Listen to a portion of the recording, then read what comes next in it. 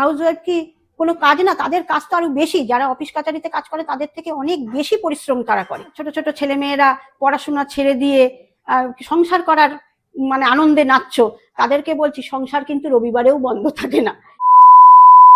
Morning বন্ধুরা, আশা করি সবারই বড়দিন ভালো গেছে। আমাদেরও ভালো গেছে, ননদ এসছে, সবাই মিলে আনন্দ করে গল্প করে কাটালাম।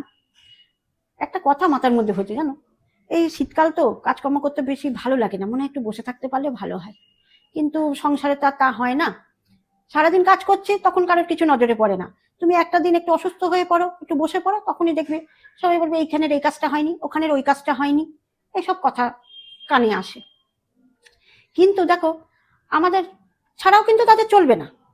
কিন্তু আমাদের কাজটাকে, যে হাউস ওয়াইফ আমরা, আমাদের কাজটাকে কেউ প্রাধান্য দেয় না। হ্যাঁ, সেদিনকে একজন ডাক্তারবাবু বলছিলেন যে কাউকে গেলে মানে চেম্বারে আসলে তিনি জিজ্ঞেস করেন আপনি কি করেন, তো অনেকেই মাথা নিচু করে বলে আমি হাউস ওয়াইফ। তখন উনি বেশ ভালো বললেন কেন মাথা নিচু করে বলছেন, কেন মাথাটা উঁচু করে বলুন। হ্যাঁ, হাউস ওয়াইফ কি কোনো কাজ না? তাদের কাজ তো আরো বেশি। যারা অফিস কাচারিতে কাজ করে তাদের থেকে অনেক বেশি পরিশ্রম তারা করে। এটাকে অসম্মান করছেন কেন? আপনারা আপনাদের নিজেদের কাজকেই তো অসম্মান করছেন, নিজেদেরকেই অসম্মান করছেন। কথাটা শুনে খুব ভালো লাগলো। তোমাদের কি মনে হয় একটু জানিও তো। আর রবিবার ছুটিও নেই। আর রবিবার আমাদের ছুটিও নেই। এটাও আমি একটা ফেসবুকে একটা লেখা এসেছিল, সেটা পড়েও ভালো লাগলো।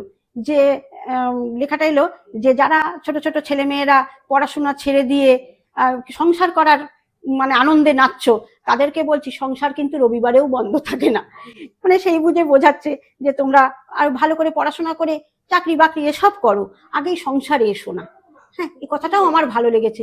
আমরাও যদি একটু বুঝতাম, বলো, একটু আরেকটু ভালো করে পড়াশোনা করে যদি একটু চাকরি বাকরি করতাম, মনে হয় ভালো হতো। কিন্তু যাক, হাউস ওয়াইফও তো লাগবে, না হলে তো আর